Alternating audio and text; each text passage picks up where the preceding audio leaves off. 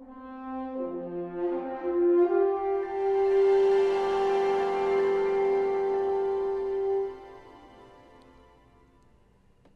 morning, Academy of Scoring Arts. How's everybody doing today? Lots of hand waving.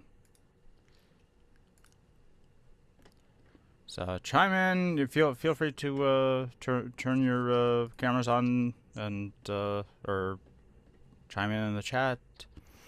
Um, I am Reuven Herman. I'm the president of the ASA. And I am really excited to have you join us for another Adventures in Listening. So this is something some of you old timers might remember. We used to do every event in the Vitello's days before we got the event started, where we'd have people submit pieces of music and listen to them and get critique from our esteemed just audience, because we're all at various stages in our careers, but it's always great to get that kind of feedback. I see some great names in the audience today, so please don't be shy about chiming in via chat. But we decided to bring this back, and I hope that we're going to be doing it more frequently and having themes the way we do today. Today's theme is prestige television, which is a pretty broad category, but it'll be interesting to see how everybody interpreted that. I am joined, and I'm going to spotlight everybody here. Actually, I probably should have made you guys co-hosts. By my esteemed fellow board members, Edward Brennison. Let's spotlight Good morning. everyone. And Jeff Toyne, who just appeared way down here. Morning. And we are thrilled to have for the first time, but hopefully not for the last time, and hopefully someone we can bring in as a featured guest soon. The incredible Sean Callery. Hey, good morning. Hi, everybody. And there's Happy Sunday. Happy Sunday, Sean. And there's Jeff. Let's add Jeff to the spotlight. All right. So while we're getting this set up, Sean, you've worked on one or two TV shows over the course of your career. If you were asked to pitch for prestige television, is there anything you would think to go to as far as musical approach?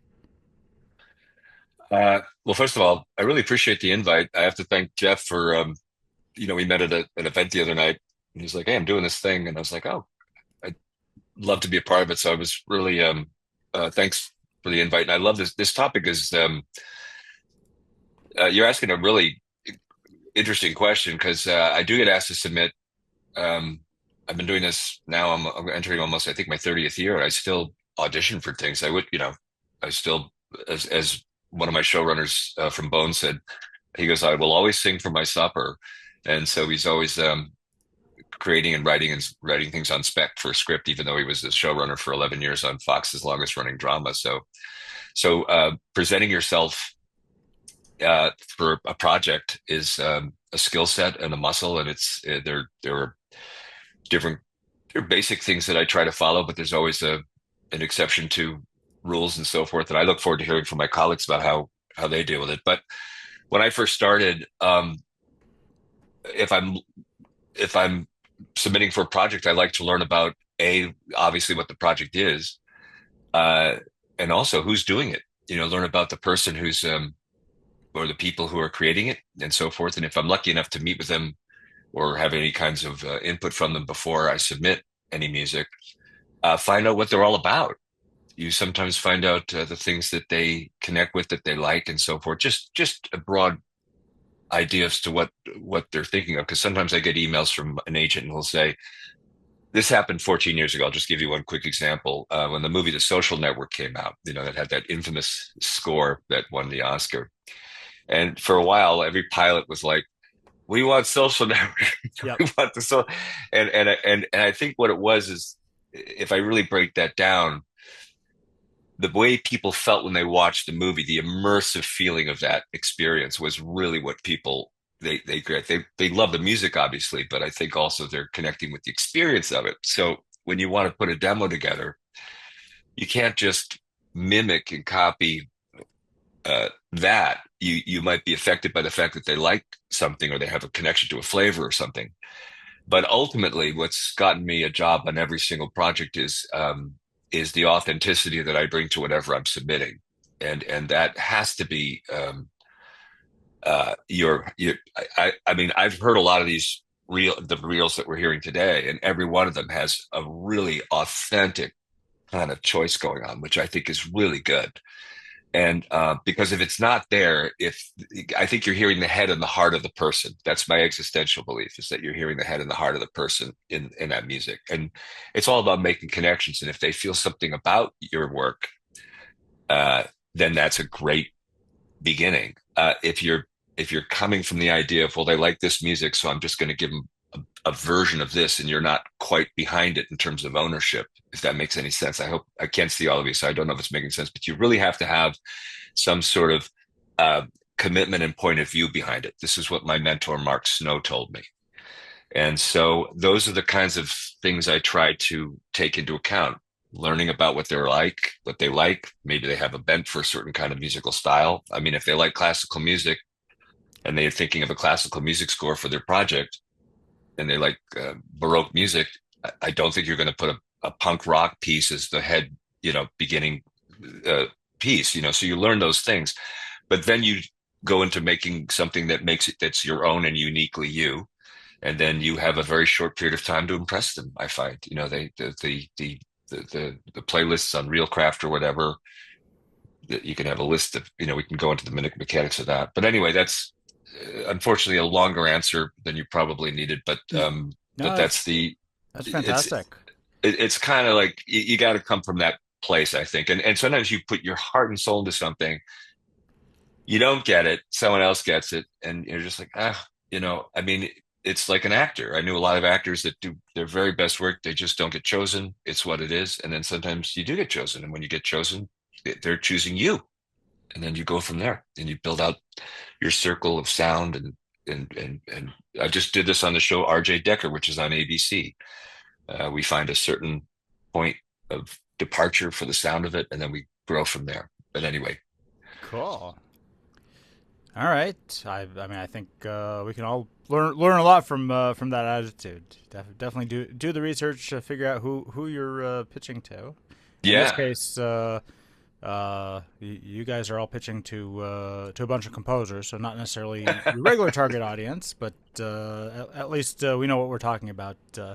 Hopefully, and excellent. yeah, and if you want to be an assistant to somebody, I mean, I have assistants that same kind of thing. Like, what are they about? Like, what do they like?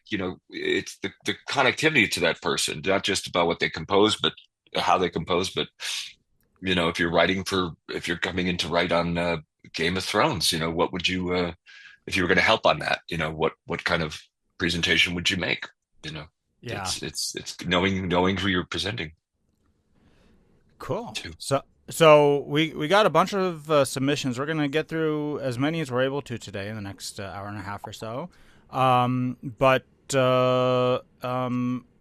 in the event that we don't, and there probably will be a few that we don't get to, we will be continuing evaluations over on our Discord server. I'm gonna post a link here if you're not already on the server. You can click on that link in the chat to join. And I think Edward and Jeff and I will be chiming in with our own thoughts about any tracks that we haven't gotten to. But please, I mean, this is a community, so feel free to chime in with your own thoughts, opinions, questions, suggestions, etc. And And we actually do have a dedicated channel to sharing your own music. So if you didn't get around to submitting something, or if you did but you want to share other music, feel free to post there and leave some feedback on other music that's been posted there, because that's what we're all about. All right. Jeff, Edward, do you want to chime in with anything before we listen to our I, first submission? I'd actually like to ask Jeff how you got how did you get your show, the Apple, the beautiful Royale? How did you Oh, how did it happen for you? I think it'd be good to uh, hear. well, I'll try to do it briefly. That's not really my specialty, but I knew the showrunner going back a long, long way. I'd done his student films, and every chance he had through his career, he would bring me on to pitch. This pitch, he was a little cryptic. He gave me this picture right here. I don't know if you can see it, which is a Slim Aaron's photograph. And he said, this show, I want the music for the show to sound like that photograph feels. And I was like, can you please give me a little bit more? He's like, no, no. So, so it was up to me to decipher that, and I could, I could dive into the period and the epoch, and that provided for some really fun deep dives into the composers we already loved and further into their catalogs. But I could also think about like what's going on emotionally in that photograph, and there is something that he wanted to explore in his show, and it's like the private lives of these elites and in their castled off world. So I did the best I could. I was not the first. Like, my pitch wasn't successful. I wasn't hired on the show. I was the second composer on. So the paths that we take to the work that we do is often very indirect. Hmm. And so I think probably what my demo did show him is, well, not show him. I mean, he knew, but was allowed him to show his colleagues was that I had facility with the orchestra. I had Yep. facility with the jazz language and the language of the 60s. And sometimes you don't necessarily have time to put together something custom. You Hmm. have to rely on what's in the repertoire, and that can be really frustrating if you don't, if you know what it is, but you don't already have it because you don't have time to Hmm. make it. So this, yeah, this was one of those stories that I made the pitch and it just went another way until it didn't. Swung back around. So. Great, great story. Love that picture idea. I wish everyone pitched me that. That'd be a great way to start a project. Take a look at the picture and then just write from there.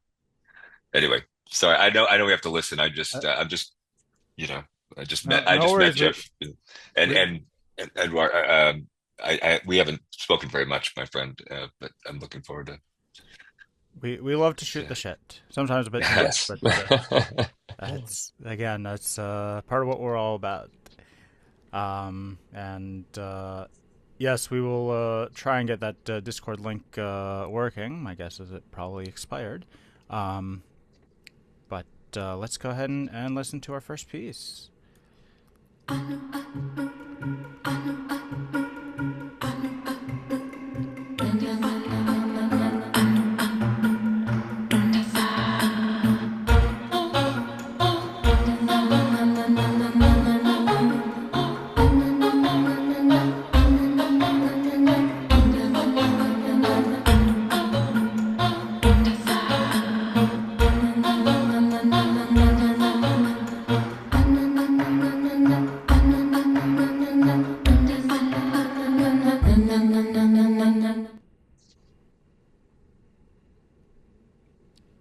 Cool.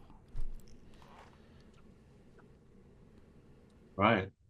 I feel I can hear the brief for this one, which is a brief that we've all heard many, many times in the last couple of years. With something, something, something, White Lotus, something, something, something. Um, this feels like it would definitely answer a brief that had White Lotus in it, in Or terms of like the vocal sampling and um, that. Yeah, that was my first thought. It's a little akin to Pluribus as well. That has a mm-hmm. vocal Hmm. hook.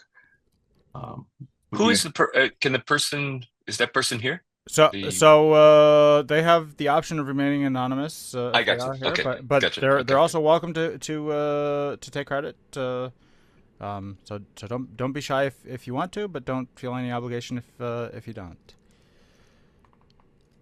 Yeah, there are two things that struck out to me. Again, if we're talking about like, oh, I'm soliciting, I'm looking for music, that, and they're fans of, let's say this producer was a fan of White Lotus, and then they hear this box checked, in terms of sound, and so forth. And the couple things I liked about it, it's as my one of my music editors said years ago, it's ear candy-ish. It's got some yummy just things right out of the gate, just that are kind of fun to hear. They kind of grab you.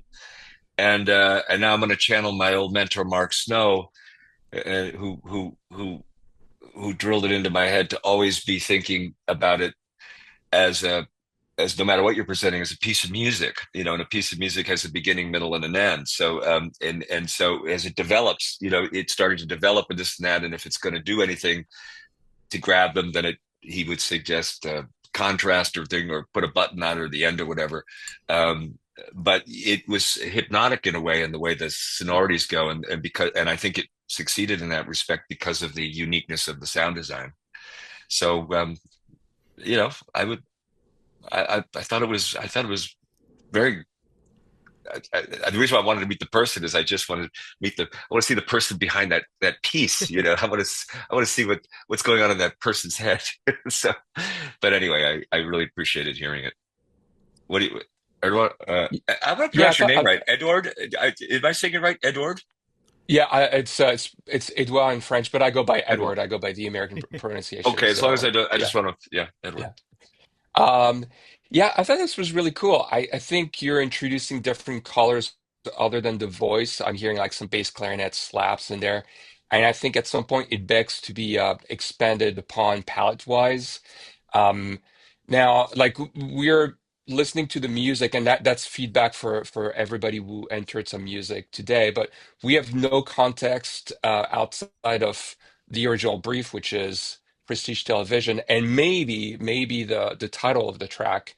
Um, so assuming this falls into the category of maybe main titles over underscore, Hmm. I think we can just give this a little more room. And I'm just hearing the clarinet in there. I feel like you could go full on Steve Reich music for 18 musicians towards the end, like something where Yeah. there's more motion, something where it feels like it's driving a little more.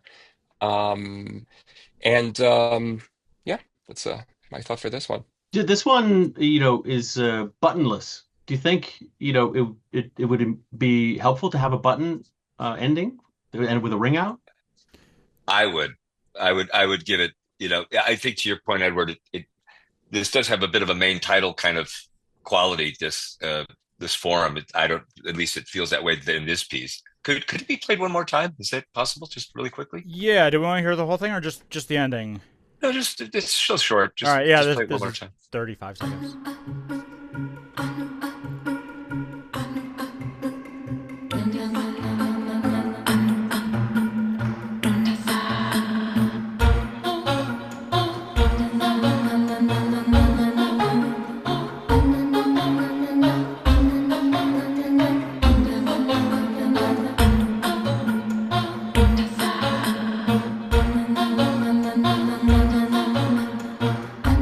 Change it up there. Like, would you think? Like, and I mean this with no disrespect, but we're sort of hearing something that's been established. That Right. we just and now it has room to your point, Edward, room to grow and expand. I think your suggestions are really strong.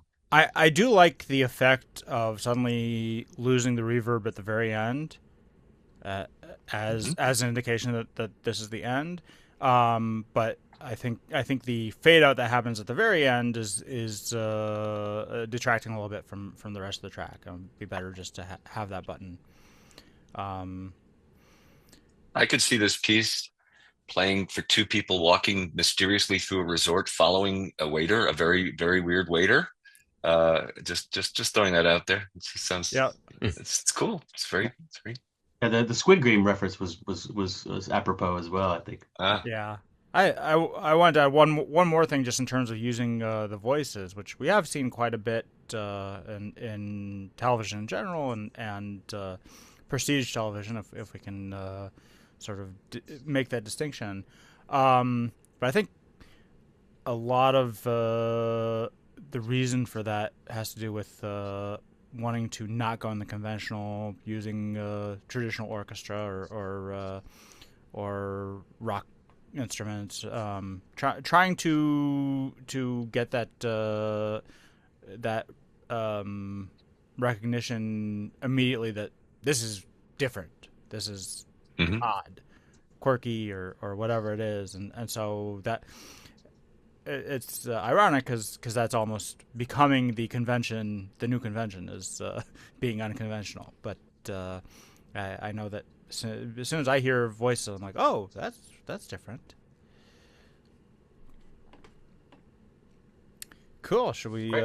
move Yeah, on let's to the move next on. piece? All right. Here. Did anyone want to take credit? I don't know if this person was on. If so, please chime in the chat. Here is the next piece.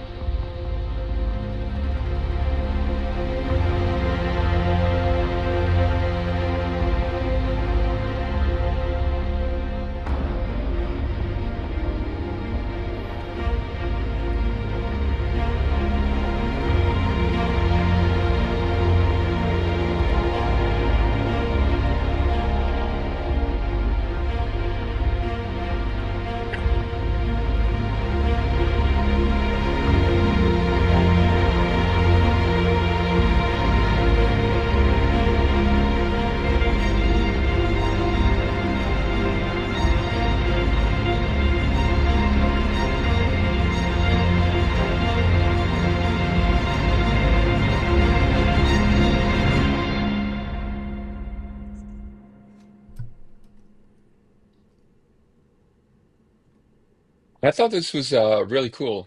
Akira, I see you're claiming credit for this one. Who is that? The title of the piece is Planet Sci-Fi Horror. Yeah, I thought this was really well done.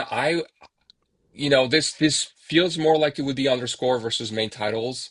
Um, Nevertheless, I would still edit out the your intro. It's quite long, and when the motor elements come in, it's starting to have this drive and identity that are kind of not in the introduction. Um, so that would be my advice to make this, even stand out a little more, just editing the introduction.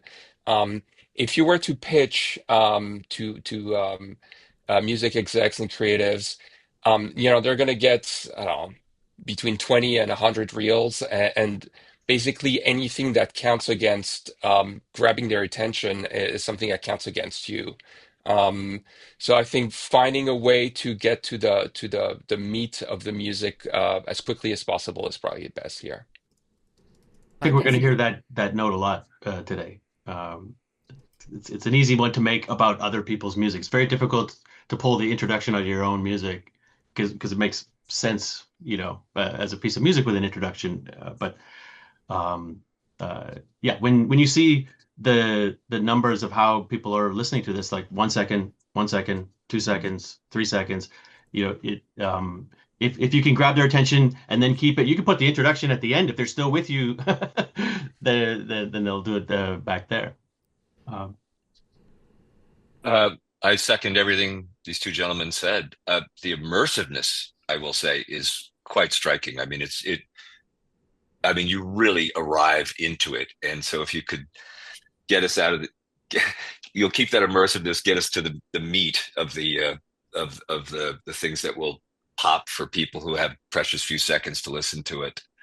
Um, then I think that's a home run. But yeah, I mean, I to Edward's point, I mean, I could see this opening. I could see this, opening a very exotic, weird. I could see it. I could see it a bunch of different ways. I could see it as underscore in the snap, but the runway to get going is I would absolutely shorten, and but very well done. Thank you so much. This is underscore for something weird happening in space sci-fi kind of stuff. Yeah, some alien is coming into somebody's body, right? And trying to, eat from inside, kind of stuff. I wonder if it's not very dissonant. I mean, I think that this music, I think, is the kind of music that filmmakers absolutely love. It has character and texture, and it's really not going to interfere with their dialogue. I mean, I think they'd be really happy to put this in their show, and it's going to sit in really easily. I'm just wondering if you were pitching that this is dissonant enough or really horror. And Yeah. I think it's really hitting the sci-fi, but I don't think it's hitting. To me, it's not really hitting horror. There's no jump scares, no, and it's not very. We're used to hearing pretty dissonant Mm. horror music these days. So that's my only wonder. I, It's just the title. to me, I mean, there's two things that stand out to me. One is the scale. It feels very big, sort of monumentous, and the other is it is unsettling. It's not. There's nothing crazy dissonant about it, like Jeff said, but I think the bass starts on the two sort of under this minor chord, and it there's never any resolution. It sort of continues growing, but I really like that in terms of setting a mood. I can see this actually working as a main title. Definitely something dark, but It had a quality of metamorphosis to me, like this, like evolving and expanding. yeah, It didn't. To Jeff's point, you're right. It didn't really hit me horror. If anything, it actually had a bit of. Um, I can't explain it. It's not uplifting, but but there's something. It wasn't horror. It didn't hit me as horror, but it could certainly play over something horror. There's a dark beauty to it, is what I would say. Oh, Dark well, beauty. that works. All right. excellent. All right, thanks, Akira. Yeah, thank you so Yeah. much. I really appreciate, Yeah. Yeah, I really learned a lot from your comment. Thank you. Was that live, by the way? Was that live? Was that performed live, or is that all in the box? It's all in a box. Yeah. Yeah, it's a East to West, library subscription. Yeah. That Yeah, sounds really good. thank That was you. really good. Very well done. Cool. Let's move on to our next piece.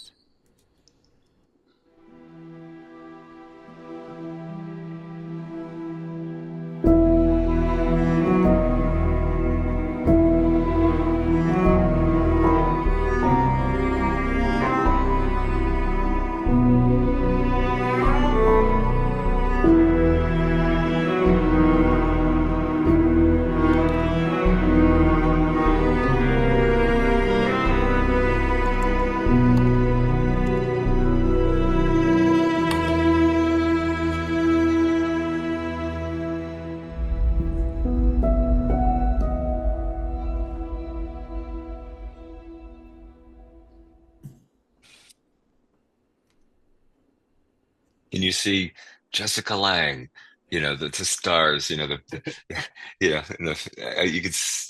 could just see it playing over something. Absolutely. Yeah, that's terrific. Was it a live cello? We don't know if we're not sure. It's probably if it wasn't a live cello, it was a very good approximation of one. Yeah. Is the composer here? Is the composer here? It sounds like a session. Composer, are you with us?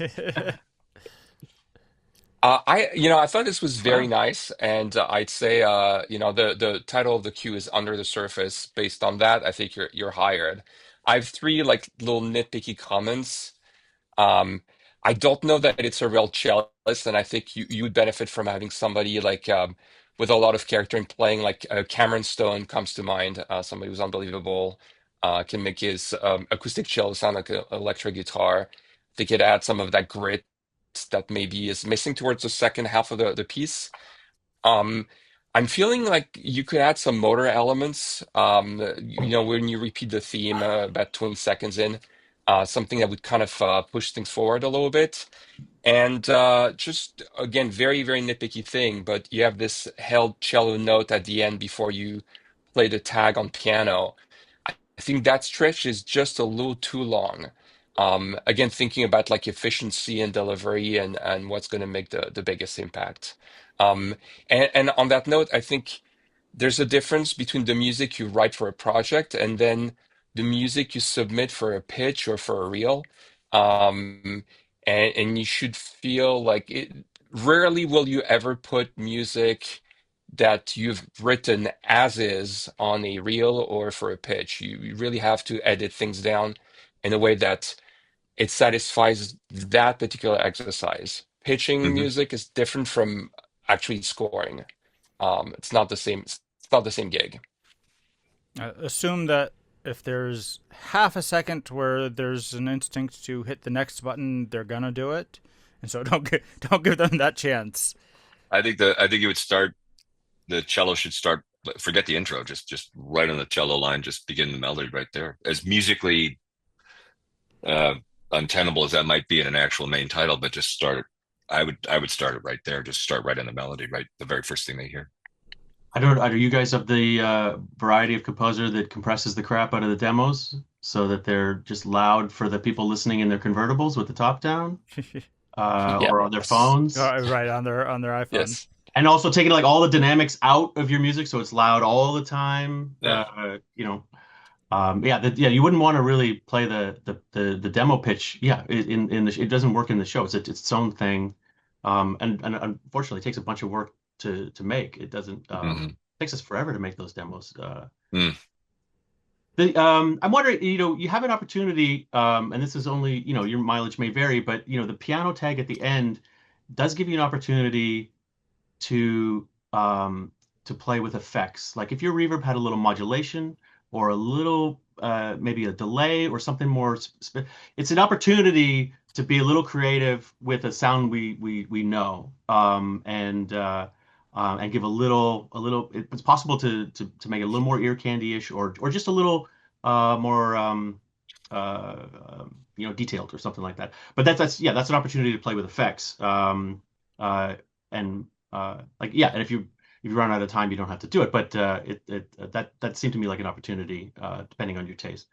Uh, Yeah, I did really like the piano sound, and again, there's something we've seen it in recent years with that sort of close mic'd, but it's not super long reverb, but it's got a distinct reverb tail to it. That just it shouts prestige television, right? this harmonic palette is very comfortable on Apple as well. I think The these chords. the minor with the raised seven, Yeah. yeah, and also sharp four. I think we've sort of got the leading tone to the five as well. Or even I think this one had a flat six. If we might geek out jazz harmonically, flat six seven chord, so like a sub five dominant to the five. But yeah, some cool stuff. Come on, Edward. I know you talk this language. Jeff, you too. I do. Don't leave me hanging on my own, guys. Sorry, Well, I'd have to do it. But yeah. I'm just sorry. I'm just listening. I'm just taking in what you're saying. So actually, Um, my question is what defines prestige television in your view now? I mean, every I mean, obviously we know prestige programming. Is there a criteria that people think about in terms of what that is? I mean, is it obviously a White Lotus is a very talked about show, but like is there a show that's on the line between, is this prestige or is it not prestige? You know, I mean,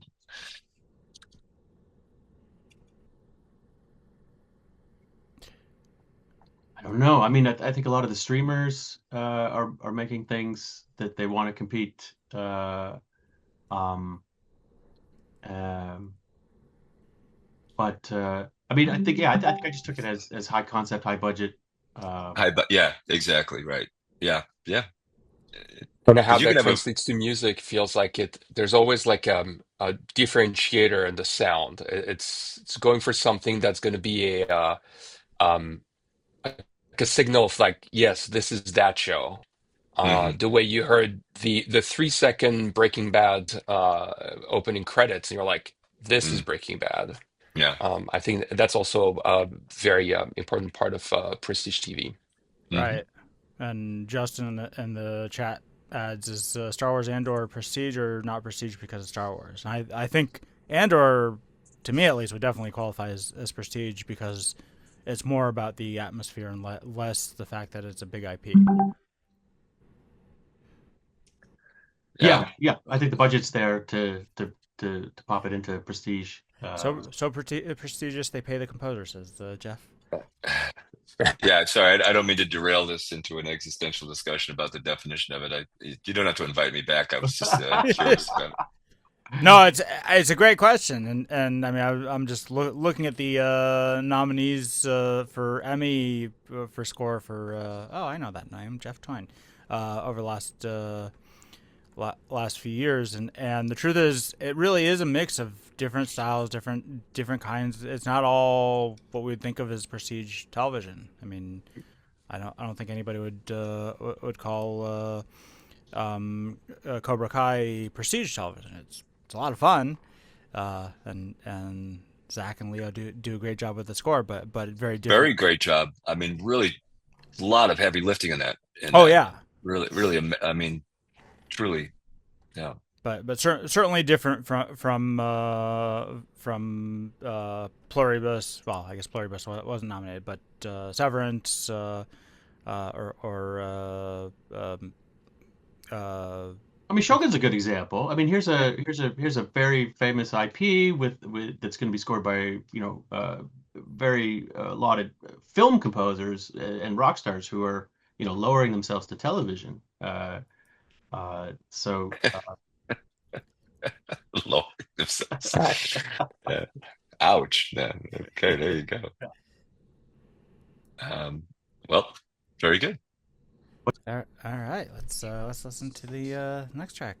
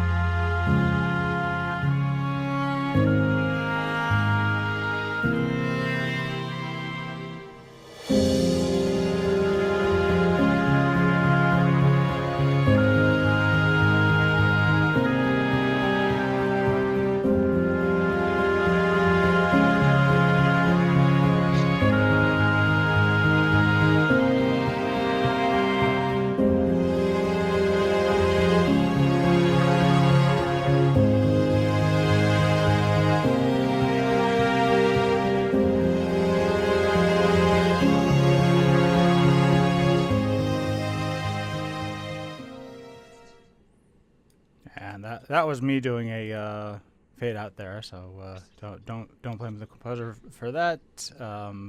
Just for going over 90 seconds.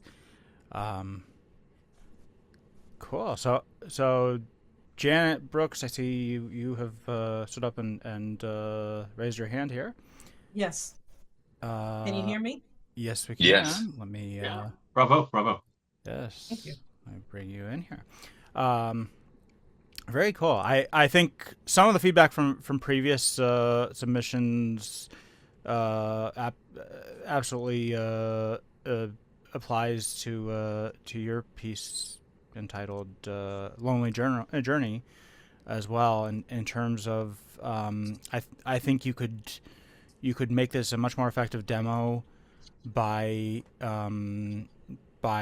getting right to the point and maybe just have uh, one set of the chord change that you have, and then get right into the busier section. Um, I musically, I love the sort of hypnotic feel to it that we're sort of in this never-ending loop. It does convey a sense of loneliness and isolation. As a demo, your listener probably is not going to get the benefit of hearing that, because they're going to, after the second repeat, say, "Okay, I get it." Next. Yeah, it's funny, I don't have the names of the tracks, and so when I was listening to it, I did think of a person. Like I in my mind's eye, I was thinking of like a military guy getting off an aircraft and he's returning home and he's by himself in the airport, and then slowly over the course of the scene he starts reuniting with people that he knows and it warms up. It was definitely more of a scoring scene for me that would work in a sort of almost MOS kind of way without even sound and this and that. Uh, just purely from a presentation point of view, I'd begin the piece right from the cymbal swell, just or right near there, and then I would change it. I would just change it melodically and give it again. The piece has a certain function right now, so I don't want there to be you taking this as a criticism. I don't like the piece. When I'm thinking about it as a presentation to someone, after we get that neat establishing four chord thing, we journey with it. We have a journey. We go farther with it, with orchestration, with specificity of melody, maybe contrast of different instrumentations and so forth, just to kind of give us an arc. And this is sort of an ever expanding arc on a scene with that I would hear in a show, but this would need to definitely turn and evolve and arc in a way, because the DNA of the I hear you in that piece, and I just would love to as to Ruben's point, um, to turn it, to change, to continue to turn it. I would evolve it, and I would definitely lose I would really begin it at the cymbal swell or somewhere near there. That's my first specific thought. But well done. I mean, where would you go? Like after that intro, like where would it go? Like would you dive deeper into a chord, into a B section, or something, and like secondary lines and things, like where would just let the heart emerge. Janet, is this a MIDI demo? Yes. Yes. Yeah. You mean no? There are no live instruments. Right.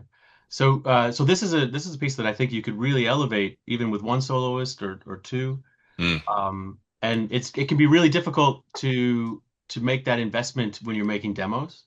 And I think it might have been Richard Kraft. I can't remember if it was, but somebody said that one way to give yourself an easier time in creating demos and having live players on your demos is to give yourself like a yearly budget that you're gonna blow on demos, and that way it doesn't feel like some kind of risk equation. Like, how much should I invest in this demo? I don't know if the reward's going to be worth it for me to put a live player on this demo versus another demo.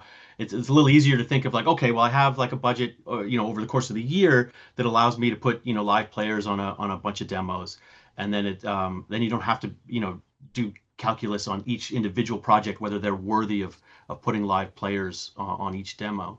But this is, yeah, especially, your melody has a really nice unexpected turn to a non-chord note, and I think a live player could really make a meal out of that. And then also and your counterpoint as well. So this is something that you could really, I think it would be something that and depending on whether you have someone come over to your studio or they play at their studio for you. I mean, you can get into a live player on something like this pretty inexpensively. It's not a big financial hurdle. Um, yeah, that's what I would recommend. I would also suggest, especially in a community like ours, where many of us are on limited budgets and trying to save money where possible. If you have friends who play and are set up to record, or if you play and can offer to help out your friends, it's a good way to exchange favors and help each other out. I know I've taken advantage of friends and had friends take advantage of my own skills in terms of being able to get that without needing to scrounge for loose change. Yeah, I'm going to second my colleagues here. I thought this was really good, but could benefit from substantial editing. I tried to think of my real tracks or my demo tracks as like ladders. You want the listener to be able to get to the next rung on that ladder, kind of an interval they feel like they can climb. And imagine yourself like going up a ladder, and all of a sudden there's like no rung for like a minute. Somebody would want to jump ladders. So whatever thing you can do to kind of organically but systematically make sure that you grabbing somebody by the hand, you're like, okay, I'm taking you on that journey, and here's what's happening, and they don't have to hop off. It's like a ride at Disneyland. Not that you want to hop off; it could be quite dangerous. But it's designed in a way that there's moments of excitement, of build, of anticipation, things like that. Um, you don't, if you're going to go on Space Mountain, you don't have a minute worth of just slow burn. It just boom right away. You're being shut up into space. Um, so editing is drama in music too, not just in film. And it's not easy. I mean, I know that I have 5 or 6 minute cues, and I'm like, how could I possibly cut 5 seconds out of this? Everything is perfect the way it is, and I mean, it's helpful. I think playing it in a forum like this, where not only are you getting this feedback, but you're also probably hearing it through other people's ears. I know that anytime I play my own music for an audience, even if it's just a friend, that I hear it in a completely different way, and it allows us to sort of get outside of our own ego and comfort zone and see what or hear what it might sound like through someone else's ears. I think And speaking of trading favors, oh, go ahead. um, very, very quickly picking back up of Ruben. Ruben is one of the few people that are in part of my musical brain trust. I've actually NDA'd him, and I send him stuff regularly for feedback. And I think trading favors like that of like, hey, listen to this, give me the feedback, and just having a set of fresh ears that's really, really helpful and telling you immediately what needs to be um, cut out. And it's so easy to get to be the the editor and the storyteller, and those two roles, they're not necessarily they don't necessarily when you're having those two roles, it's not necessarily the best outcome for the music, for demos specifically, for real specifically.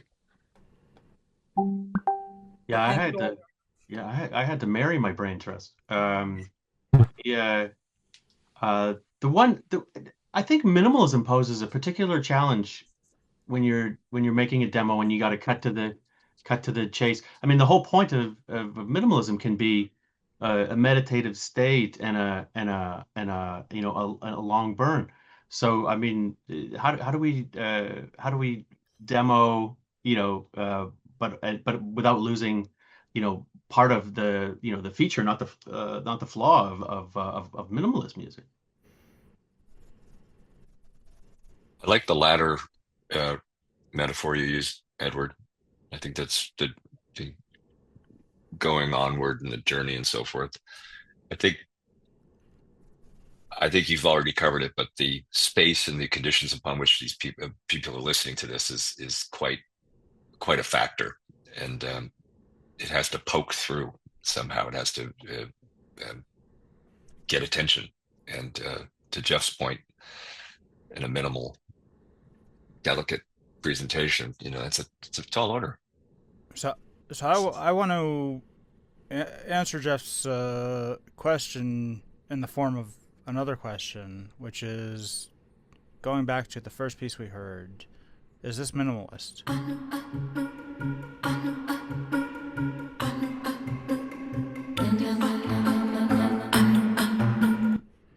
mean, that's 7 seconds in. To me, it feels very minimalistic, and yet there are new things being introduced constantly where there's never a moment where, like, okay, I know what's going on here. I don't need to listen to the rest. So I think there's I think because of the uniqueness of the sound design and there's a bit of unpredictability to it, it keeps you locked. Like you stopped there and I was like, "Ooh, where's it going?" Right. I mean, it gave me that kind of feeling right away. Right. Whereas now, with more and with more traditional things, it's more, it's more familiar, for lack of a better word. I don't know, maybe I'm just going to, but that was that unique little ear candy thing it jumps a bit to me, just speaking for me. It just jumps a bit. I mean, I've found that there are various tricks that can help with that. So, I mean, we're all used to writing like 4-chord progressions. Well, what if it's a 3-chord progression? What if it resets after 3 bars, and all of a sudden we're like, wait, what's going on here? Where's our comfort zone of 4 bars? And all we've done is we've actually shortened it by a bar, but now it's like, does it go back to the same chord for the 4th bar and then it repeats, or is it a 3-bar loop? How do you make sense of that? And just doing things to be unpredictable, whether it's sound design, whether it's form, whether it's modulation or weird chord changes to begin with, or some cool melodic idea where it's like, ooh, okay, now I want to see what comes next. Yeah, or a good old 7/8 measure, or just a dropped beat. I'm going to give this one away for free. It's not specifically related to your piece, Janet, but I will say, when you're making demos and you have the ability to name the tracks, you have an opportunity. And I'll tell you, of all the demos I've ever submitted, and we now have the ability to see who played what and what track got played a lot and what got never, I have never had Death by Double Dildo not get played. Right? If you have interesting track names, people are like, well, what the hell does that? I'm definitely going to have to hear what that sounds like. I know I do. Yeah. Yes, now you have to share that piece with us. I think I wrote a piece called "This Script Sucks" and no one played it. Actually, that's a really good point, Sean. I remember I used to name the demos the character names from the script. Absolutely. I mean, like, look, this is your show. I'm trying to pitch for your show. Look, here's some, I'm not, you don't. Yeah, I want to be involved. Yeah, that absolutely. Right. Yeah. So, well, thank you all very much for your feedback. I really appreciate it. Bravo, you, Janet. Yeah, well done. Well done. All right, let's go on to the next track.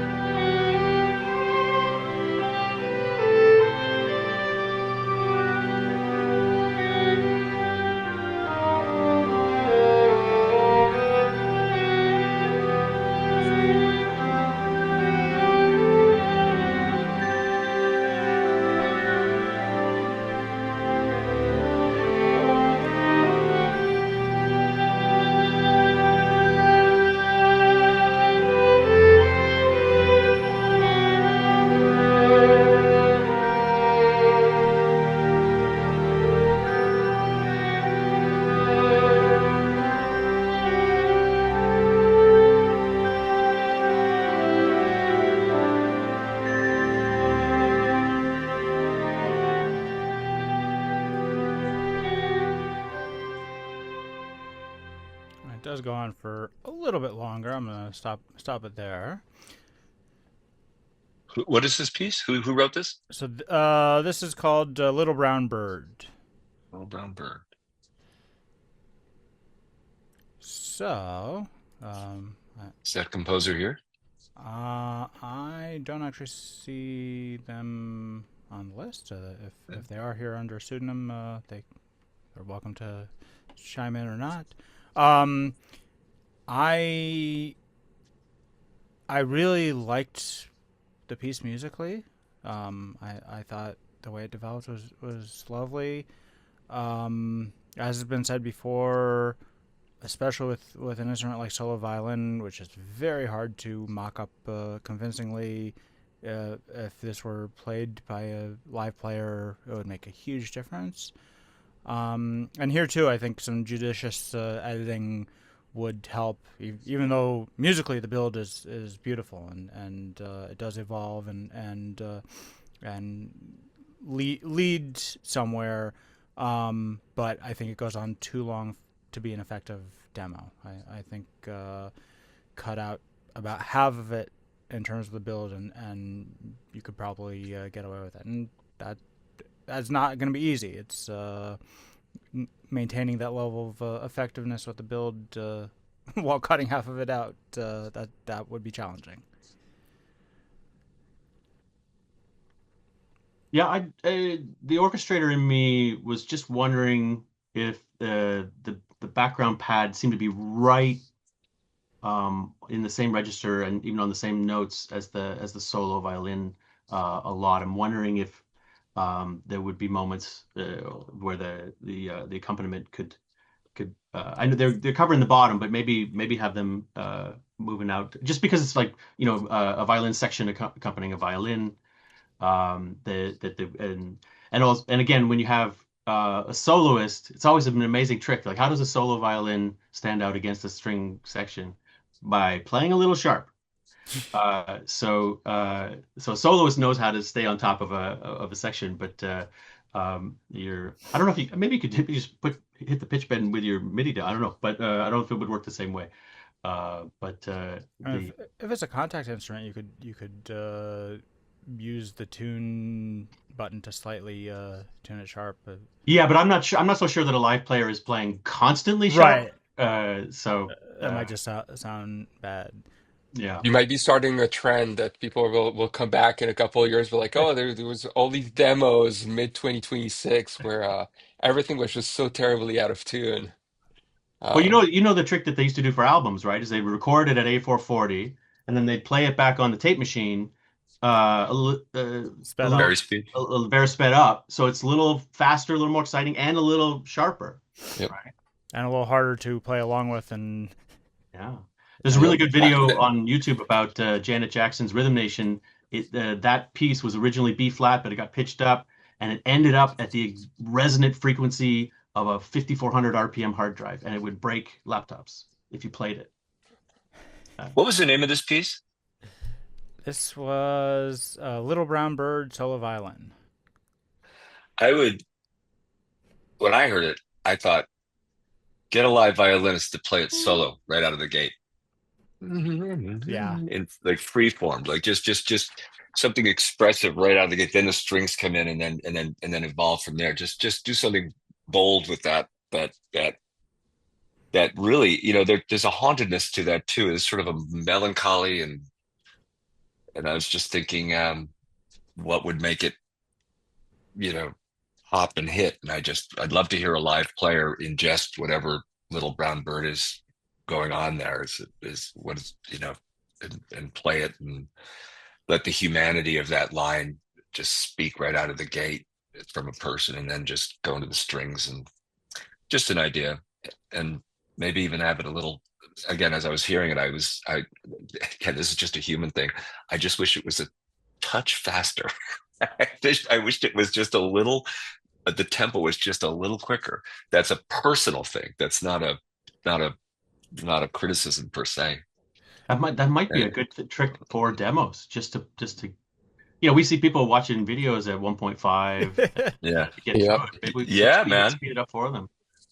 Um, Sean, I don't know if this happens to you, but I found like a really good track. Sometimes some of the best results comes from at the end of the session where you've been playing through all the cues and they're all to picture, so you don't necessarily play the whole theme ever. You know, you play part of it here and you part of it Yeah, there, yeah.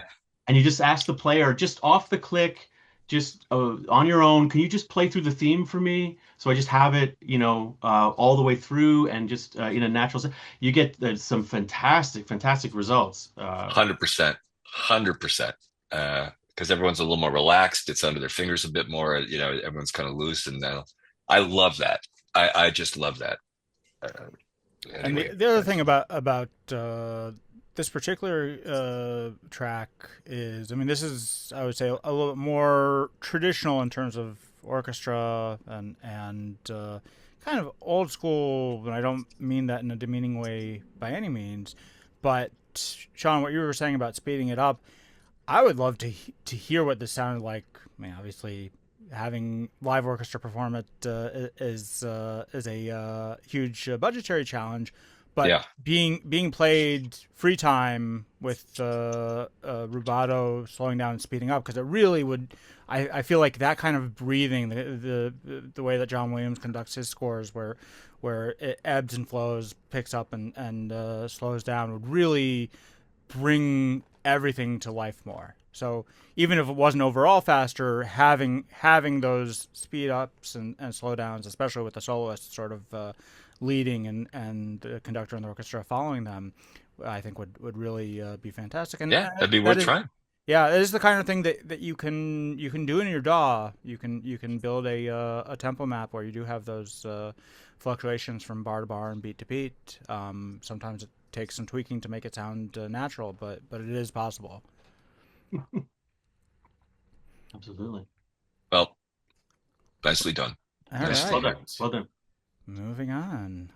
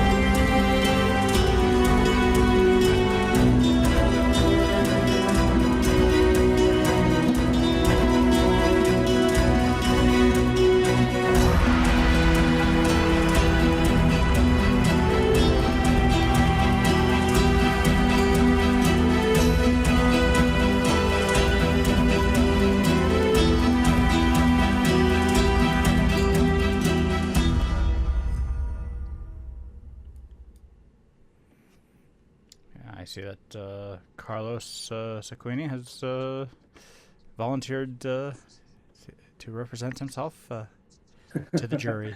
Hi, Ruben. Hi, everybody. Hello. Cool track, Carlos. Thank you. Thank you. So, Yeah, I thought it was really cool. I think this is one of those where you to be even more effective, you'd have to take a scalpel to it and really edit it very precisely. And anything that repeats, just cut it out and make that as effective as possible. I have a couple of um, notes on the production. I think you want to be really clear about the rhythmic definition of everything, and there was some clashes between the guitar, the percussion, and stuff. Um, and then the reverb on the cello in particular is like a little too pronounced. And independently of style and genre, I think going to listen to TV scores and see how they're being produced, how in terms of size of the orchestra, in terms of the mix, is everything like super wet or is it quite dry? You'll find some trends, and the very big orchestra, very wet stuff, that's definitely not the trend. That's definitely more filmic than it is TV. So of course, like this is a very specific exercise, and again the brief is prestige television, but that's something to keep in mind, I think. Cool. Thanks. I think the track, what I liked about it, your compositional style, at least in this piece that I've heard, I don't know this is the first time I've heard your work. To Edward's point, I think going more bone dry with this track would be really interesting to hear, just because there's a jaggedness sometimes to an aggression to the presentation, and the parts are very specific, and I think the more delineated and clear they come through, the energy would be more consolidated and less diffusive. It just seems like it's a track that wants a more dry presentation to me. If we were sitting in your studio, I would have you to, as you said about the cello and the reverb, I would just be curious as to how that sounds in a much more intimate room space. Got it. And the editing too. Yeah, the editing. I mean, I think you could go in there and edit and go right into a B section really quickly and have it be pretty effective. Am I the only one that might want to try the percussion coming in much earlier? No, I think I think your instincts are right. I think it's because there's a specificity to all of it. Yeah, I agree. I think it's worth trying.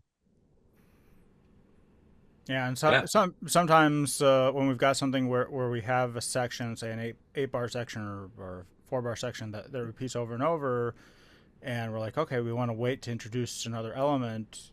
You don't necessarily have to wait until the next section comes in. You can bring in the percussion, say halfway through that 4-bar or 8-bar section, and then you've basically edited out a whole repeat. And still accomplish the same kind of build, just in half the time. Nice.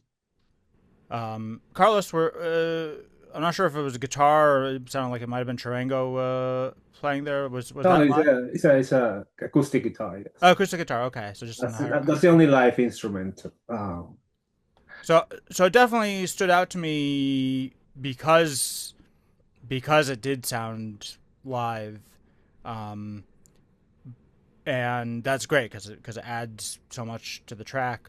I wouldn't shy away from using more of that and less of the sampled instruments, or at least having more focus beyond the guitar to really keep our focus on that. I mean, I think you were also using like solo cello samples, which do help give it more of a sort of in your face feel, but I think don't be afraid to highlight the live instruments to really bring it out. It did remind me of the reason I was thinking Charango is there's shades of Gustavo Santaolalla with The Last of Us.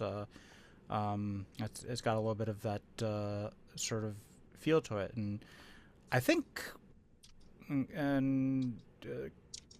fellow panelists, correct me if I'm wrong. I think there's actually quite a lot of reverb on the guitars that Gustavo uses, but the rest of the elements tend to be very dry. So it's not sort of a natural reverb. It's more of a forlorn, sort of lost in the dust kind of reverb sound, if I can describe it that way. I mean, you're never locked into one hull or length for all instruments these days. So we can use reverb as a creative tool. So yeah, this is one of those. Oh, sorry, Jeff.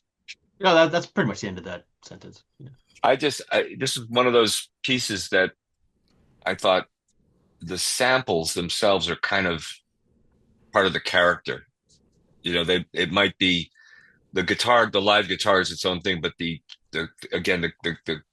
crunchiness and the it's almost like that is the instrument, not like it's a placeholder for replacing, although it might be, but there's a part of me that might, let's just double down on that sonority in this sort of hybrid sample cello kind of way by drying it up and making it like not, it's real, but realistic, but like a hybrid kind of thing. Maybe, I don't know. I could be wrong. Maybe it'll sound just absolutely beautiful with a very with an ensemble. But that struck me as that sample was actually part of the sonority of the track.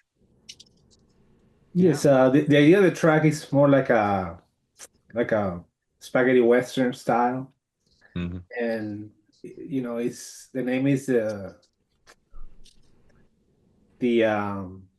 Marching of the Vultures duel, which is like the whole town is going to watch a standoff, and the guys are just walking to the middle of the town, so they're gonna. So it's a comedy. Is it? No, sorry. I'm just kidding. Sorry. We have to laugh, otherwise we'd start crying, right? No, I'm Right. kidding. No, anyways, what I love about this forum, I just have to say, is everyone is just bringing such their own game, their own personhood. I think that's really cool. So Yeah, your own lane, your unique thread. Very cool track. I'll say with the benefit of being able to actually see the waveform.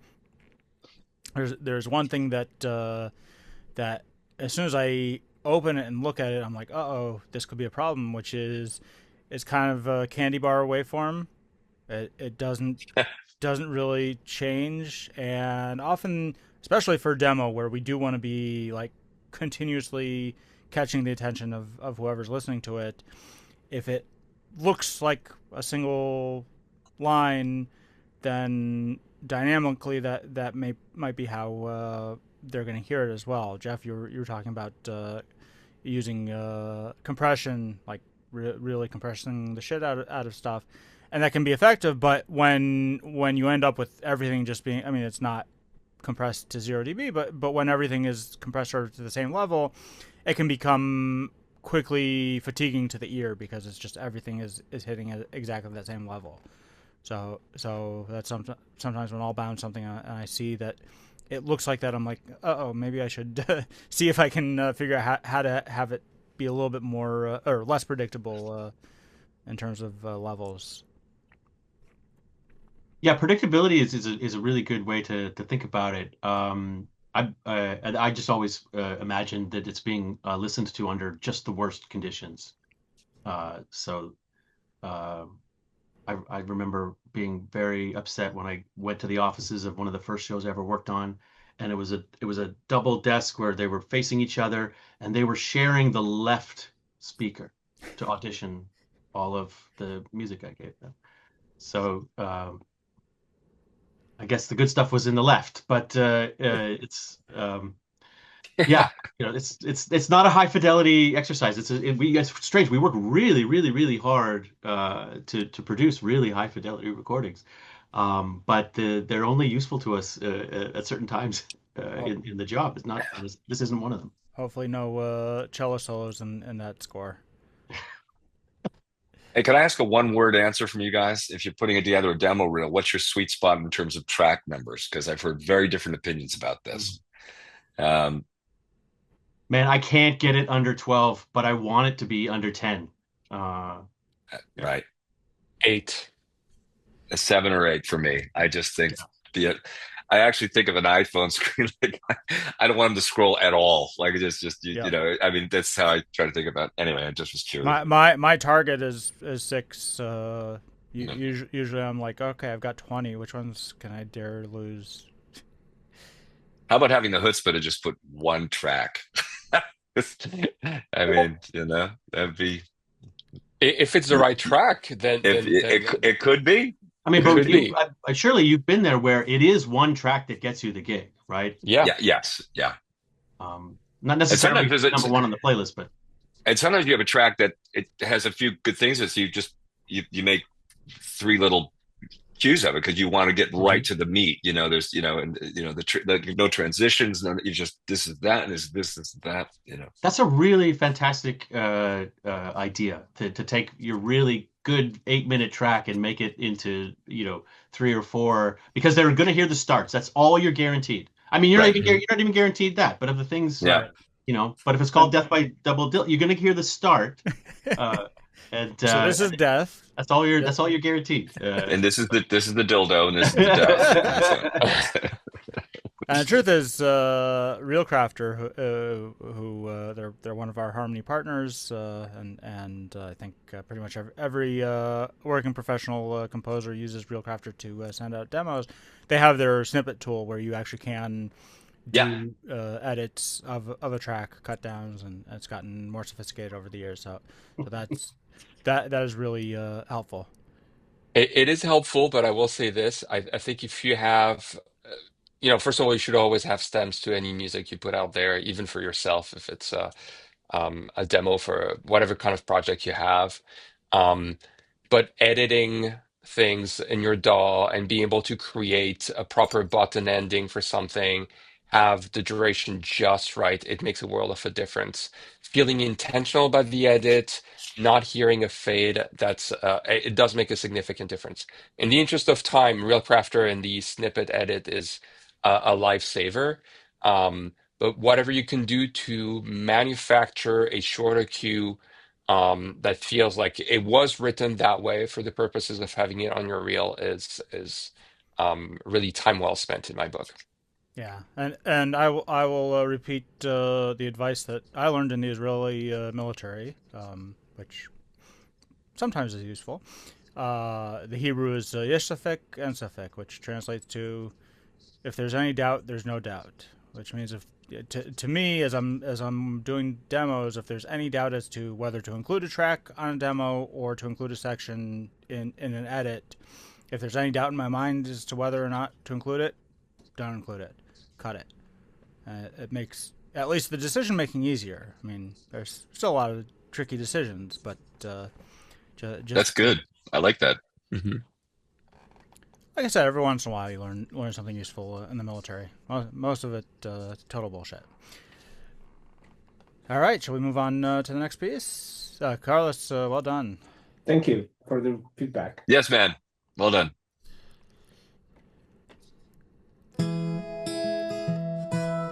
It's Saturday evening in the Sharon.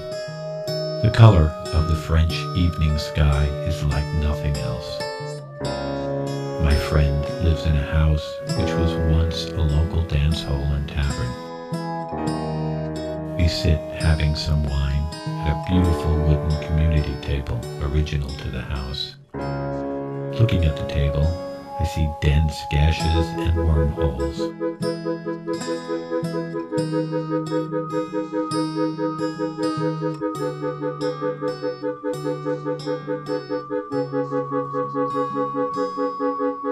A table that holds more than 100 years of stories. I sit and drink my wine as the evening sunlight streaks across the table. And at one point, I place my glass on the table. A pattern is created by the sun, the wine, the glass, the wood. A very special pattern, almost spiritual. I don't know, maybe it's just too much wine, or perhaps the table just gained one more story.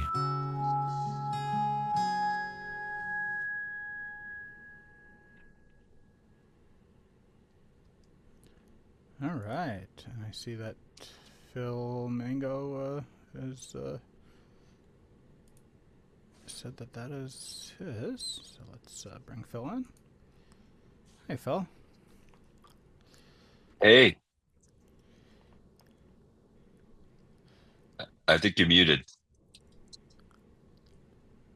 Still I muted. think you're muted, my friend. Still muted. Okay, sorry. There we go. Thank you. Yeah, I had done this piece a couple of years ago as a little story, and I'm actually looking at trying to orchestrate it now for a small ensemble. So I'm really interested in sort of a feedback to it. I'm using glass harmonica as a background instrument. It's on I did it on the synclavier. And the thing is that I think it creates a nice little mood, and I'd love to have your feedback. I love this forum, and I love to be able to hear from other composers what they hear and what they could say. So, You're really talking to the right guy about the synclavier. Do you have a synclav, huh? Because I worked for them when I first moved here 35 years ago. I was a product support person, so there are not many left. So that's yeah, pretty cool. I still have this in here. Actually, I'm living in France now. That's where I'm talking to you from. Oh my goodness! Wow. I just shipped my synclavier here Oh, and wow. found a guy that helped me, put it back together and that kind of thing. Oh, But we got to have a conversation. We'll have a honestly, chat. the reality these days, it's so much easier just to go to, Digital Performer and do the sound libraries that I have because the single fair had its day in some sense, but it still has a unique quality about it that is special. Anyway, so Yeah, like I said, yeah. I'd love to hear feedback of sorts, whatever you have to say. And I'm interested. So. I mean, my one question is about the one out of tune guitar note. Um, is that a feature or a flaw? Well, yeah, I'm like a blues guitar player, so the idea of the riff was like a little bit of a bend of the note, and it's when you do stuff for guitar, it's always typically a lot of times it's in key of E, and it was just to try to get a bluesy quality to it, but also a minor kind of thing because of the glass harmonica, that was, just to create a mood. So yeah, it actually, in a way, is for the reaction, in a way, to kind of keep, to keep interest and that kind of thing. So, Well, to me, you got the reaction from the first time, but then because it's on a loop, yeah. it starts to feel less intentional in a way. Um, uh, but it also kind of reminded me, microtonality is very big today. Well, Uh, yeah, yes, that's true, and that was the other part of it that I'm listening to a lot of microtonal stuff. And when I started in electronic music in the 70s, it was all about trying to do different scale systems. And it's only now that microtonal stuff is actually showing up. So there's and a, yeah, those Quebecois guys with the costumes. Have you seen these guys? yeah, they're incredible. Yes. Yeah, angine de poitrine, Yeah. which means chest pain. Is that correct? It's angine de poitrine is actually it's actually a proper heart attack. It's not just chest pain. Ah, Yeah. Oh, If you're having angine de poitrine, talk to a doctor or call Yeah. 911. okay. Well, I do, like I said, I appreciate that feedback. Is that as I said, I'm probably going to take this piece and play it live with a string quartet. And I just want to know what attributes of it, make it work as a piece kind of thing. And, so, it's, so like I Well, said, I mean, speaking only for myself, first of all, again, I'm going to use that word immersive. It's almost a spoken word journey with music, and it's kind of beautiful. I mean, it's a very unique thread. I will say, what I this is not comparing this music to what I did, but I was an old college friend of mine took me to a square dance lesson once, of all things, in Brooklyn, and they had a small string ensemble, and and there was a French horn that was also in the group, one small horn instrument that brought sort of a richness to it, and whatever this arrangement becomes, it I think it doesn't go much larger than this. I mean, it is an intimate space kind of piece, especially with your spoken voice. There's a sense of invitation and so forth. As a matter of fact, I'll be completely honest with you. At some point, I wasn't hearing the words so much as I was just sort of in the energy of it, if I may. And the horn. When I was wondering, I was wondering when I was hearing if there was going to be a woodwind or one solo woodwind or horn instrument, and I was harkening back to that that square dance lesson, because I would not have thought a horn would be any part of that ensemble, but it was actually a very unique component to the ensemble, which I haven't heard since. So that's really a shot, and my first arrow into the forest of your piece, but it's got a very unique thread and presentation and energy. So my feeling is it should not get much larger sonority wise. I don't hear this as a big orchestra piece personally, but anyway. Yeah. Well, I'm gonna plus that one up. The feedback from Sean. I don't know if this would be a good candidate for a bigger orchestration.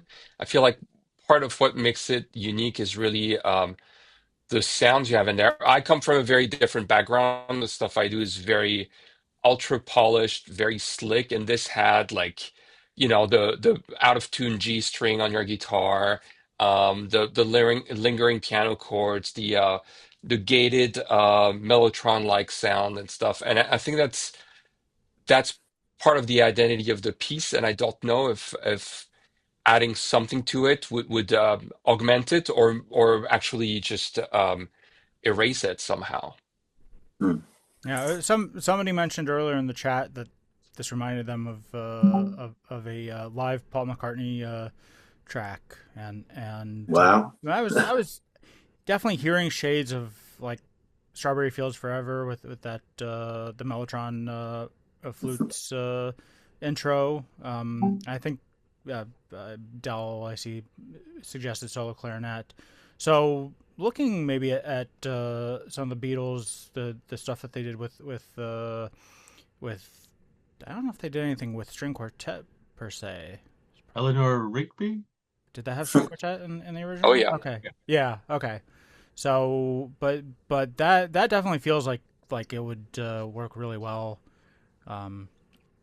with this song. Well, I have a collection of players that I have access to in the summer, and it's usually a string quartet with piano and maybe some kind of solo instrument. So I write for what I get, So that's again, I'm looking at trying to see what this piece actually says to people, and so try to and again. Thank you very much for the feedback you're giving me. It's wonderful, and I love this forum, and I love the ability that I could talk to other composers. And it's hard sometimes when you're creating something is to really know what people are hearing. You know what you've heard from it because you've immersed yourself in it, but to hear from like you guys, it's really a wonderful thing for me to have this opportunity to hear from you guys. So, for a long time, early in my career, my manager always put the first piece on my demo was a 15-second piece of faux Mexican dance music that I had done kind of as a joke, and it was called Muy Bonita, and it had but it was just it just was the weirdest thing you've ever heard, and it really was a great palate cleanser, but it also did have a creative spark to it. It just was unexpected and weird and out of left field, and it had a really good effect very often. And I think I can imagine people who are having to make decisions and getting demos, and there's a lot of stuff that sounds the same. We're all kind of listening to the same things and trying to sound like the same things. And so there's a real benefit to actual, creativity. This, I don't think anybody would forget this piece of music out of, it's thank you. Absolutely right. Very memorable. Absolutely right. And that piece in the front of yours, that's uniquely you. I don't know the piece you're talking about, Jeff, but obviously your manager said, this is my client. This 15 seconds is him. I mean, well, he was like, "Look, this guy's got a sense of humor." I think is what he was trying to say. Yeah, right. And so so there's a perfect example of putting your essence out there. This, just in that 50, it tells you a lot about who you are. This piece tells me a bit about you, Phil. I mean, just like, wow, what is going on in there? I mean, that is a total. I mean that with complete respect and love. I mean, it's really. It's such a unique lane and flavor, and it was a pleasure to hear. Really, it was Thanks a lot. I've been doing soundtracks for documentaries. I used to run the broadcast operation at the UN for 40 years. And so I got an opportunity to do soundtracks for films. And the funny thing about it, I learned early on that when you make something really complicated and, with your own kind of personality, often the client just says, can you make it sound like this piece? And you all of a sudden you're brought down to a level where, oh man, I spent hours getting this particular sound going and getting this kind of effect going. So like at this point in my life, I'm retired living here in France, and I do these pieces. And like I said, it's a wonderful that you guys have this forum, because I don't get the kind of feedback I used to get when I would do these soundtracks. But I must say, when I would do these soundtracks, often where it would go was disappointing from where I started. And it's the reality of, the clients that you're dealing with. They're going to say, I want to make it sound like the Beatles, or I want to make it sound like this guy or something they just heard. So again, it's I do very much appreciate all the feedback from you guys, and thank you for submitting and for joining us all the way from France. It's wonderful to have an international community. This is a wonderful thing you do, and it's like I said, in a way, I live in the countryside, so I feel kind of isolated from things, but I always watch your events and stuff. And now that you've done this again, where you're listening to composers, I'm really surprised that my piece got on. So, so it's. I think I speak for all of us when I ask, how many people do you have room for to join you in the French countryside? Yeah. So we are running out of time. We're actually over time. Sean, Thank you guys. Do you have time, and Edward and Jeff, for one or two more before we wrap up? Yeah, if we let's see if we can fit a couple more in, and then I'll. Yeah. Go ahead. I'm waiting for just I'm waiting for a call from someone I work for who's saying I'm ready to get on. So I said I'd be free after this time, but they're going to be delayed a couple minutes. So let's just keep going until I have to hop off. All right. Well, thanks, Phil. Thank you. Thanks, Phil. At the risk of dragging it on, I'd say Phil's experience is not unique. I mean, I kind of see it as our job to come in with interesting ideas, and they all kind of get narrowed back into the middle of the road, as the project goes on. But if you didn't start, ask the Republicans. If you didn't start way over on this side, then you're not gonna come up with something. And there's always kind of vestigial things remain. Right. It doesn't maintain the really wacky, crazy, fun idea, but some elements still do. And if you started in the middle of the road, it would really you started with boring, and it's going to end boring. So and you get a note saying, well, this kind of sounds a lot like, you get the curse in reverse. I mean, I couldn't agree more with Jeff. You just got to. I guarantee, where they pulled you back, still some of your I'd like to think some of your DNA from your initial choices, it survives in some way. Don't turn the black light on, but it's in there. All right, let's check out the next piece. I will say, just based on the waveform, check your levels, people. This one I boosted by a few dB, but the last thing you want to have happen is to have somebody play your demo and say, I can't hear it next. So make sure you're checking your levels to make sure that they're going to be audible.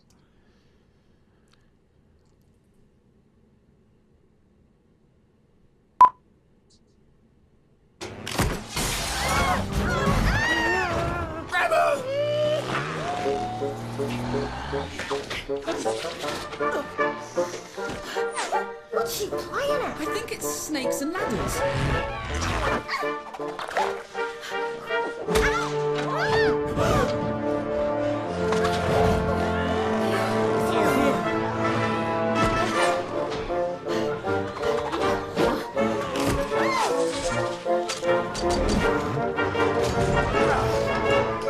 get you guys out of that box. How? It's locked.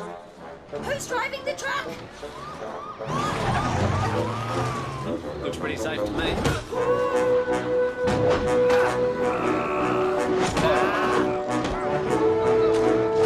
Oh, I have to get the key off Chaz. Bloody wait. Sorry. For what? Taking you away from your family. Guys, you didn't take me away from my family. You brought me back to them. You're my family. All of you. All of us what? What did I miss? I love you guys. Oh, that's sweet. And I'm never leaving you again. Oh, she left us again.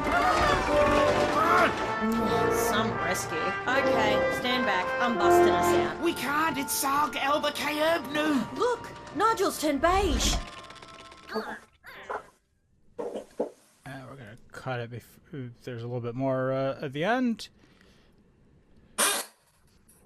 So I thought this was really cool, and it could be prestige television, but you keeping the dialogue and effects track contextualizes it in a way that is so specific, it's hard to ignore um, what the piece is. So I'd say in general, make sure you don't have any of that stuff in the demos you submit. Remove the blank space at the start of the piece, and certainly remove your two pops and everything. Um, and there's ways that you can influence the outcome of how one perceives your music. There's definitely titles. That's a big one. But in this particular case, if I were to receive this music and trying to assess, well, is this good for my prestige television show, it'd be it wouldn't give that impression just based on the identity you're imposing over the music. Which is too bad because the music itself is really good. It sounded like live brass to me.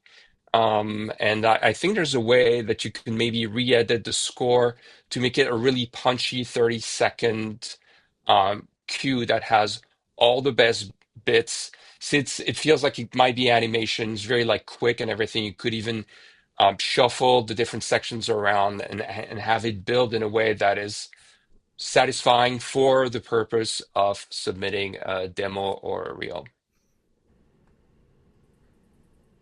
Yeah, I think you want to be able to have filmmakers fly your music in to their edit if they like what they're hearing, they want to see against their picture. So even if you wanted to contextualize it like that, maybe give them the non-contextualized version so they can fly that in. But I found the dialogue and effects, maybe more the effects, a bit of a distraction. I can understand if you wanted the dialogue to show you, look, I can turn corners. Right. But I don't think the effects were helping me with that. I think if you're demoing with effects and dialogue, you have to show the picture, and if short of that, you lose all of that. I think it's a non-starter. I think it just takes you complete. I mean, you understand to Edward's point about the context. Oh, it's doing this. I'm sort of my mind's eye, sort of imagining what's going on. I didn't know if it was animated or if it was action, but I'm spending time thinking about that. And the music is very, very good. I think it absolutely. I do everything Edward said. I would edit it down. I would take out the music and the sound effects. I would just get it punchy and put a nice little ending on it, or provide the video as a reference for them to see where it's at, because it's a soundtrack. It's a soundtrack with music, effects, and dialogue. Different from Phil's, because Phil's was a spoken. It's not, doesn't have picture with it. So. Anyway, but neat writing. Yeah. Really neat writing. And I mean, I'm with Edward. Felt like there was a lot of live stuff, especially the brass there, which, as we know, brass can be very hard, especially with smaller brass ensembles to mock up convincingly. So it sounded great. All right, let's try and get one or two more.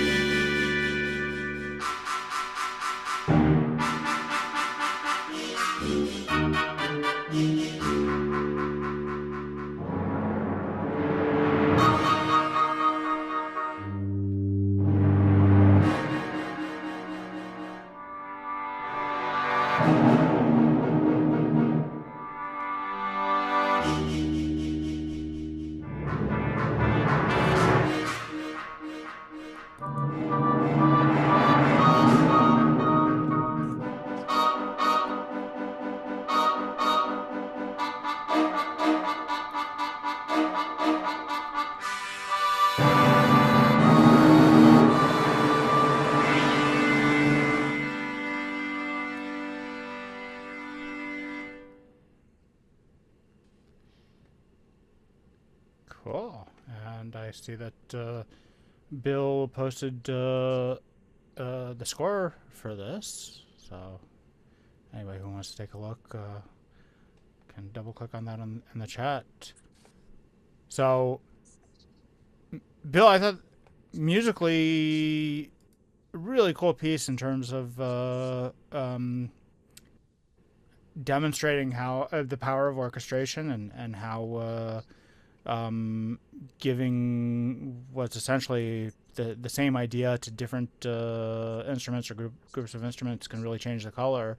I also love that you reiterated for us how useful it can be to have live players play as opposed to MIDI, because in this case, definitely the MIDI performance detracts from the effectiveness of the demo. I think with better samples, you could get a better sounding demo, but it's still going to pale in comparison to real players, especially if it's real players playing in an ensemble in a room, as opposed to recording soloists and then mixing them together. So I think musically, I love this. In terms of production value, this really demonstrates the limitations of what we can do without having access to either really good live players or really good samples that we take a lot of time and care into making sound effective. This one, Ruben, all players in the room being the gold standard, I could see being able to send this over to someone like Chris Tedesco or a couple of guys that are able to record solo, and I could make it work with solos being recorded, especially with the turnaround, for a demo, as opposed to like being able to get into a room and that kind of thing. And that still would elevate the recording. This one, I'm torn by there's a compositional choice to limit the palette, and I'm not sure if the audience is going to be on board with that. Like, when I was originally thinking, I'm like, oh, this is only timpani. What if they had like, some other percussion, like some bass drum going on, or some cymbals or something like, but it's a he's and then in terms of like, oh, I'm going to show off the orchestration. I'm going to pass it between these things. But you got a lot of orchestra sitting around watching the brass play this. If you're talking about orchestration, but again, this is a specific compositional choice. I'm torn about how to present this as a limitation that's really intentional, but for the audience who may not have the context that you've made these limitations for yourself. Sorry, that's not really very much of an answer. More questions, but if this were a demo, first of all, the sonorities and the mutes and the going back and forth, very impressive. And yeah, I think a couple live instruments on top would definitely three-dimensional it a bit, give it a bit. This is just a personal thing. I was waiting for a melody. I was waiting for something to just sort of come in with it to counterpoint there was and as a demo, if it was a demo or it depends what I'm demoing for. Again, this is all subjective. This has a beautiful demonstration of brass sonorities, and there was a part of me that was just thinking, oh, here comes this like theme that's going to kind of tie us into the pursuit, as the name of the piece is, so there was a part of me that thought, for demo purpose, I would consider putting one in. That would be something I would think about. The Moderato quarter note 80 Pursuit. Are they walking? This, if you sped this up. Yeah, I thought about that too. Yes. Like just a tempo increase of like 5 or 10, you know. Or even 50%, something really fast where rhythm Yeah, becomes the texture, like kind of that zany the thing. piece. Yeah. Yeah. I can see this having a Um, real comedic effect if people were running or chasing each other, but it was at a library and they couldn't run. They had to only walk. Or, you know. Or a nursing home. Maybe Yeah, they're yeah. cutting each Oh, other in the yeah. cafeteria or something like that. You know, just to. Now I'm envisioning sort of a Mr. Bean style sketch.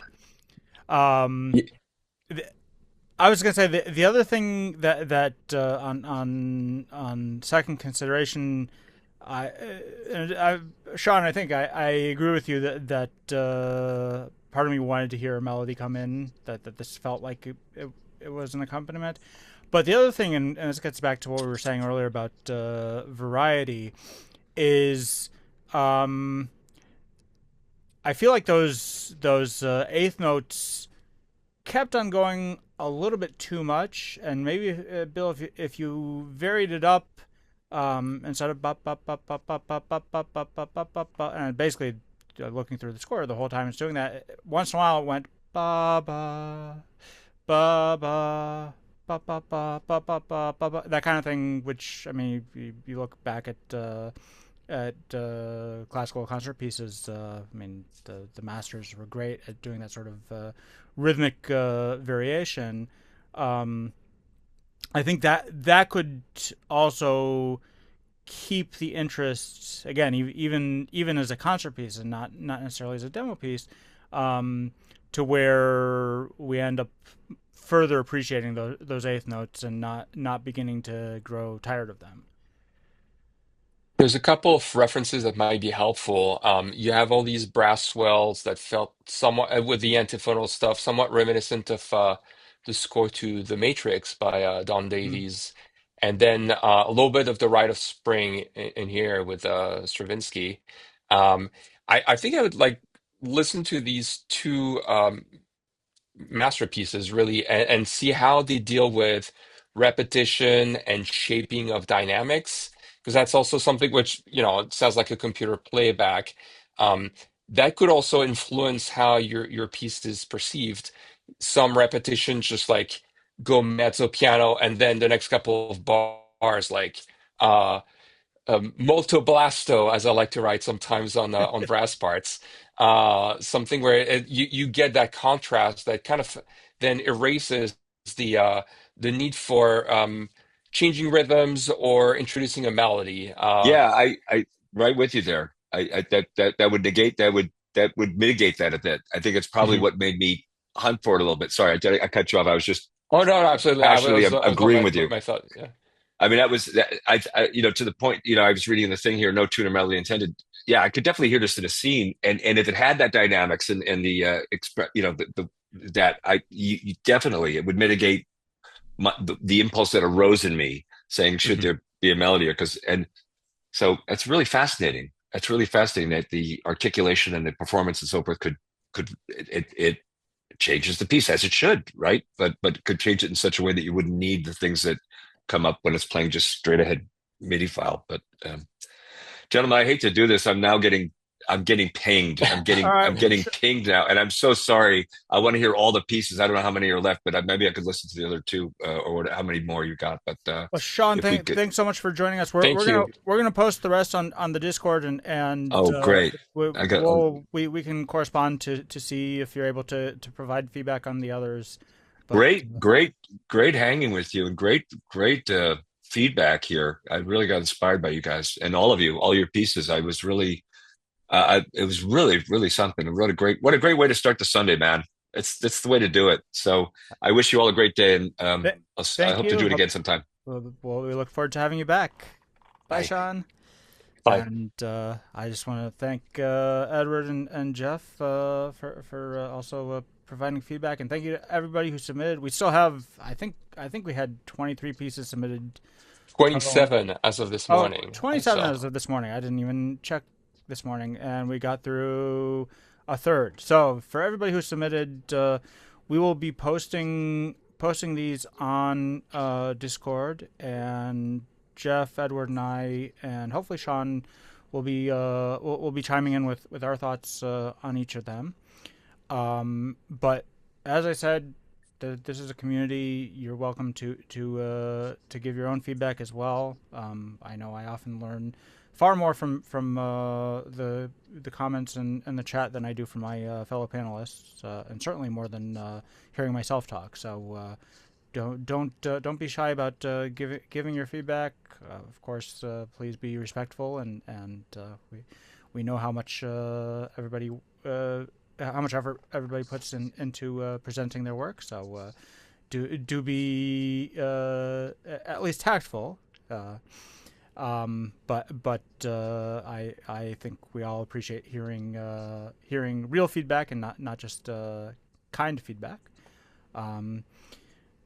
We do have an event coming up in a few weeks. Edward, would you like to tell us more about that? Yes. April 11th from 10 a.m. to 1 p.m. at Hollywood Scoring, we'll be discussing recording video games in Los Angeles. And I'm pretty sure the conversation is going to kind of touch on TV and film as well. But I'll be moderating a talk, and we'll have contractor Noah Gladstone is going to explain the ins and outs of the game contract, engineer Adam Halleck, and they're going to be talking about the history of recording and the facilities and everything in town. And we'll have Austin Wintory as the guest, who's recently recorded some of his work here in LA. And myself, I've had the chance to record a lot of music in town for video games, both on the contract and also, unfortunately, on dark dates. But fortunately, because I get some of the best players in the world. So we'll have a lot to talk about, and how to talk to your clients about hopefully trying to convince them to record here in LA. So looking forward to having you over in a couple weeks. Yeah, it's 2 at weeks Hollywood from Scoring. yesterday. Yep. Saturday in 2 weeks. Yep. I'm really looking forward to that. For those who are in LA in the area, we hope to see you in person. Everybody else, we will be live streaming that, so you can tune in. Once again, if you can join our Discord, I'm going to paste the link there. It should be working, but shoot us an email if anyone's having any trouble joining.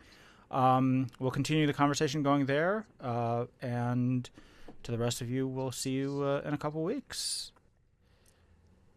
Oh, Thanks, everyone. Karin reminds us that the chamber sale, upgrading your chamber membership, is still going on. So use that gift code. Ends this week, I think, end of March. So copy and paste that discount code to get a 15% discount off of paid membership.